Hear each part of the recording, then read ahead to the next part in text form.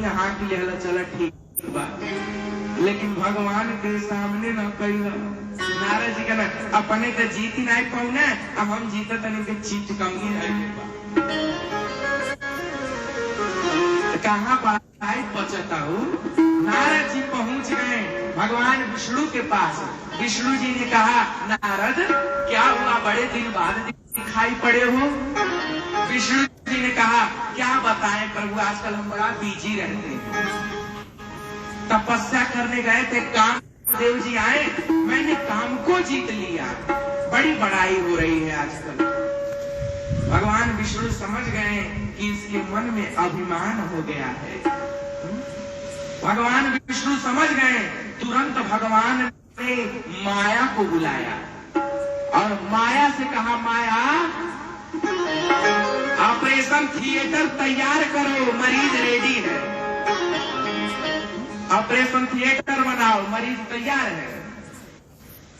माया ने तुरंत एक माया नगरी बनाई 100 कोस की, और उसी में जयमाला का कार्यक्रम हो रहा था, स्वयंवर का।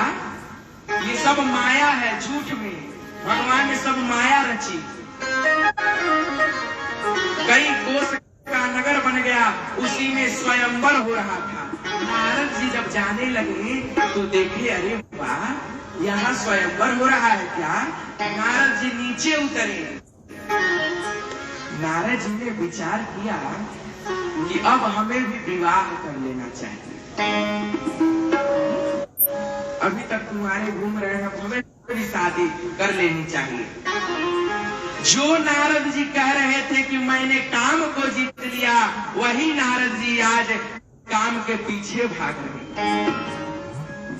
स्वयंवर चल रहा था, नारद जी ने विचार किया कि अभी गेरुआ वस्त्र पहने हैं, इस रूप में नहीं जाएंगे, थोड़ा मेकअप वेकअप कर लें तब जाएंगे, तब सुंदर लगेंगे ना।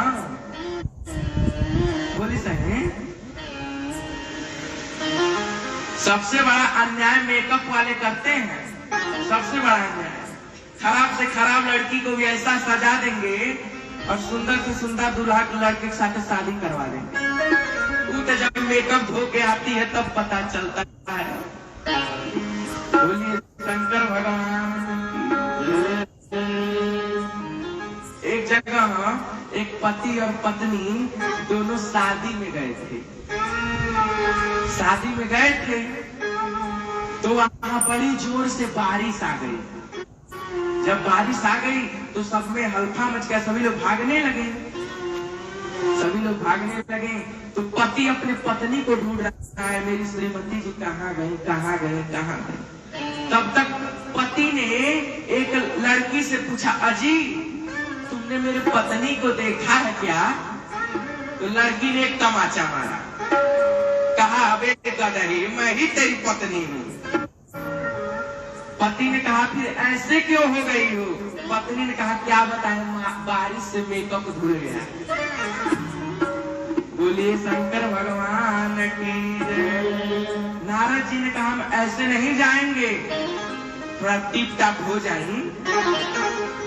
नारद जी ने भगवान को बुलाया और भगवान से कहा हे प्रभु आप 10 मिनट के लिए अपना रूप मुझको दे दीजिए। 10 मिनट के लिए अपना रूप मुझको दे दीजिए। आपन रूप देहु प्रभु मोही, आन भांति नहीं पाऊं ओही। और जेहि विधिनाथ होई हित मोरा, करहु सो बेगिदास मैं तोरा। नारद जी ने कहा प्रभु अपना रूप दे दीजिए। अब भगवान का तो सब रूप है, बंदर का भी रूप भगवान का ही रूप है, भैंसे का भी रूप भगवान का ही रूप है। नारद जी ने जब कहा कि अपना रूप दे दीजिए, भगवान ने कहा सब रूप हमारी है, लाओ बनरे को मुंह दे देते। भगवान ने नारद जी को बंदर का मुख दे दिया। नारद जी को पता नहीं था कि हमारा बंदर का मुख है। नारद जी स्वयंवर में गए, जिधर राजकुमारी जाती नारद जी उसी कतार में लग गए। अब जब राजकुमारी में जब बंदर को देखा तो कतारवा बदल दी, उस कतार में चली गई।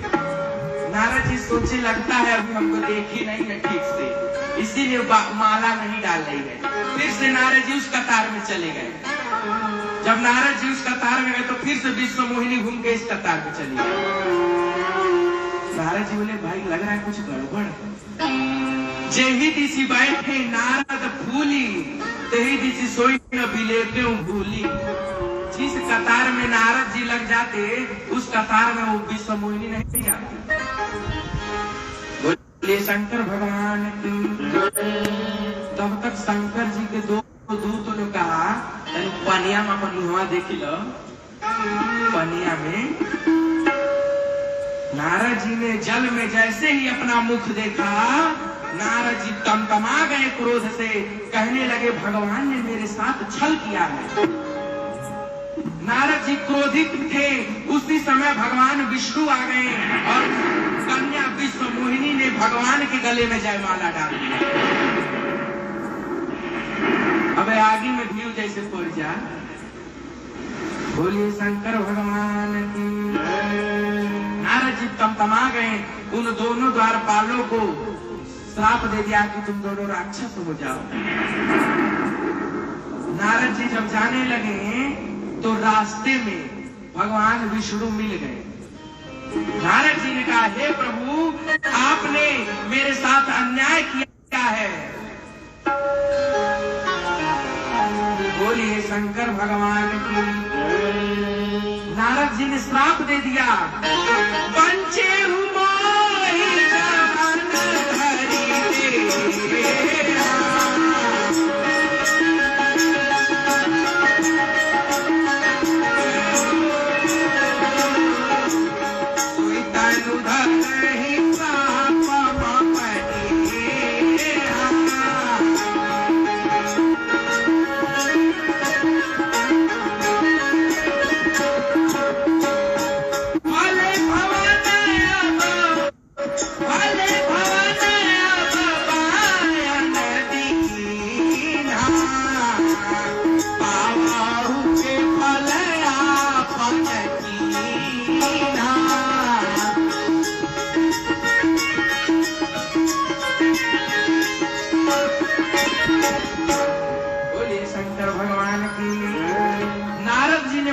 विष्णु को श्राप दिया कि हे प्रभु आपने मुझे बंदर का रूप दिया है, मैं आपको श्राप देता हूँ, एक दिन यही बंदर आपकी मदद करेंगे।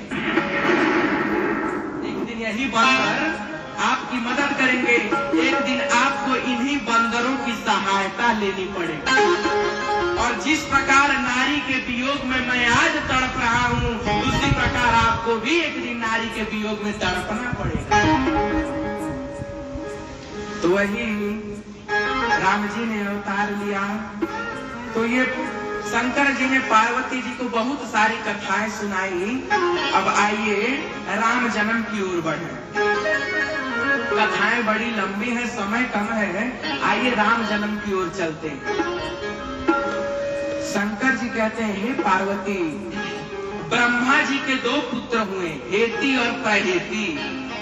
प्रहेती तपस्या करने निकल गया, हेती का विवाह काल की बहन भाया से हुआ, जिसका पुत्र हुआ साल कटंग कटा। साल कटंग कटा के पुत्र हुए सुकेश। सुकेश का विवाह ग्रामणी नामक गंधर्वी की पुत्री देववती से हुआ, जिसके 3 पुत्र हुए, माली, सुमाली और माल्यावंत।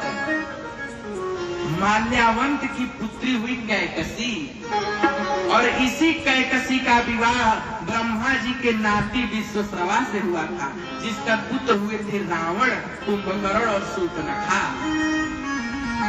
देखिए विश्वश्रवा जी के 2 विवाह हुए थे, एक का नाम था ईडविडा और दूसरी का नाम था कैकसी।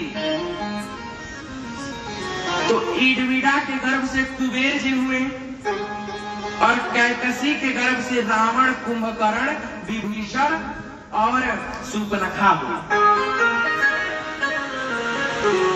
एक बार कुबेर पर धावा,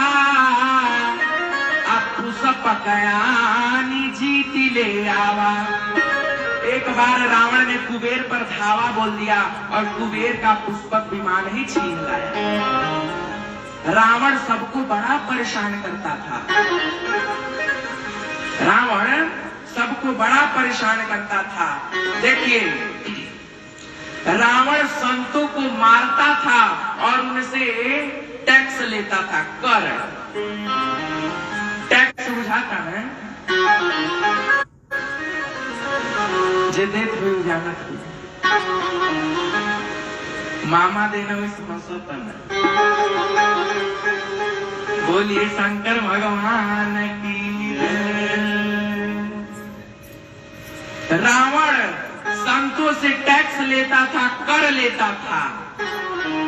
एक दिन रावण ने कई संतों का गला काटा और उसका खून पसीना एक घड़े में भर दिया और मंदोदरी को दे दिया। कहा, मंदोदरी इस घड़े को संभाल के रखना।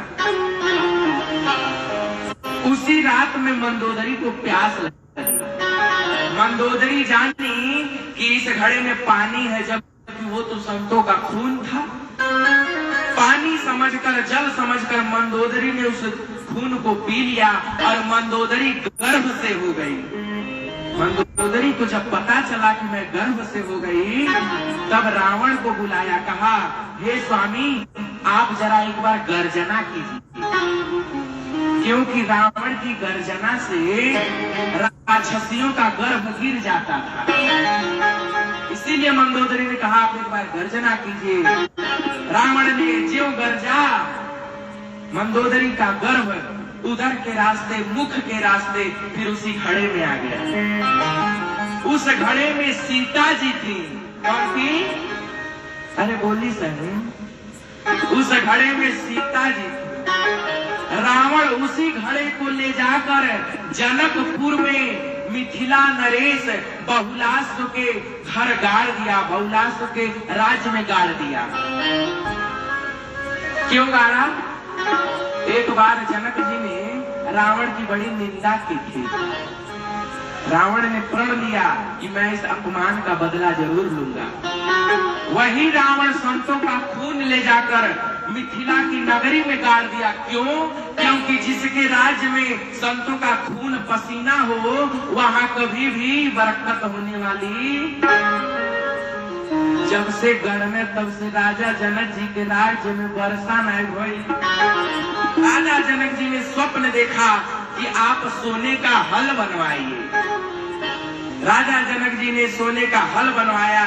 जैसे ही हल चलाना प्रारंभ किया, हल के नोक से घड़े में जैसे ही टकराया, उस घड़े से एक कन्या प्रकट हो गई। बोलिए लक्ष्मी भगवान की, जानकी मैया की।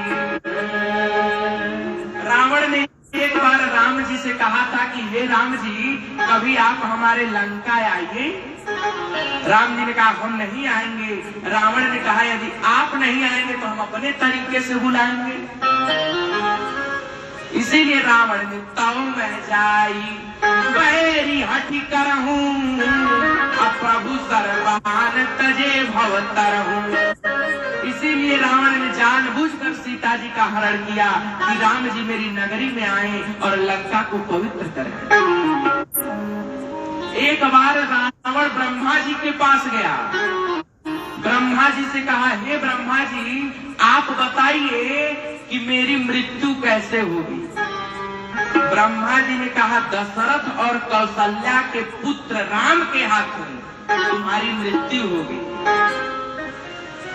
उसी दिन दशरथ जी की बारात जा रही थी कौशल्या जी के यहाँ। रावण ने विचार किया, यदि मैं कौशल्या और दशरथ को मार दूं तो राम तो उत्पन्न ही नहीं होंगे, और राम नहीं उत्पन्न होंगे तो मेरी मृत्यु भी नहीं होगी। दशरथ जी जब बारात जा रहे थे विमान से, विमान मैंने हेलीकॉप्टर, विमान से दशरथ जी, सुमंत्र जी, वशिष्ठ जी कौशलपुर कौशल्या के लिए विवाह के लिए जा रहे थे। रावण ने उसी विमान में विस्फोट कर दिया, बम भड़का दिया। दशरथ जी मूर्छित होकर गिर पड़े। दशरथ जी के पास जटायु नाम का एक पक्षी ही आया। है जटायु। जटायु ने कहा बहुत दिनों से मैं भूखा था, आज बढ़िया भोजन मिला है। देखिए भारत का पक्षी, इतना उच्च विचार। जटायु जैसे ही दशरथ जी को खाने गया, जटायु ने देखा कि इनके सर पे मोर लगा हुआ है, लगता है ये विवाह के लिए जा रहे हैं, ये विवाह के लिए जा रहे हैं। जटायु पक्षी ने कहा कि यदि आज मैं भोजन न करूं तो मैं बिना भोजन किए रह सकता हूं, लेकिन यदि आज ये नहीं पहुंचे तो एक पिता की इज्जत चली जाएगी। जटायु नामक पक्षी ने दशरथ जी को छोड़ दिया। दशरथ जी की जब मूर्छा जगी तब उनसे मित्रता हो गई, दशरथ जी और जटायु जी से। दशरथ जी ने जटायु को वैकुंठ लोक भेजा कि जाइए भगवान से पूछ कर आइए हमारे कितने पुत्र होंगे। जटायु जी वैकुंठ लोक गए भगवान से पूछने। भगवान ने कहा जाओ कह दो चिंता ना करें, उनके घर 4 पुत्र होंगे। और वे से जन बड़का रही है उनके हुआ और नहीं, हम ही रहो। जटायु जी को लालच आ गया, जटायु जी को लालच आ गया। जटायु जी दशरथ जी के पास गए। जटायु जी ने कहा हे दशरथ जी, एक ही शर्त में मैं आपको बताऊंगा कि आपके कितने पुत्र होंगे। दशरथ जी बोले क्या शर्त है? तब जटायु ने कहा आप मुझे वचन दीजिए कि आपके जो बड़े पुत्र होंगे वो बड़ा पुत्र आप मुझे दे देंगे, आप मुझे दे देंगे अपना बड़ा पुत्र। दशरथ जी ने कहा कोई बात नहीं, 4 होंगे, बड़ा वाला तुम ले लेना। तो राम जी का जब जन्म हुआ तो जटायु जी आए थे, दशरथ जी ने राम जी को दिया, जटायु जी लेकर उड़ गए। तब नारद जी ने कहा हे जटायु जी, राम जी को ले जा तो रहे हैं लेकिन दूध कौन पिलाएगा?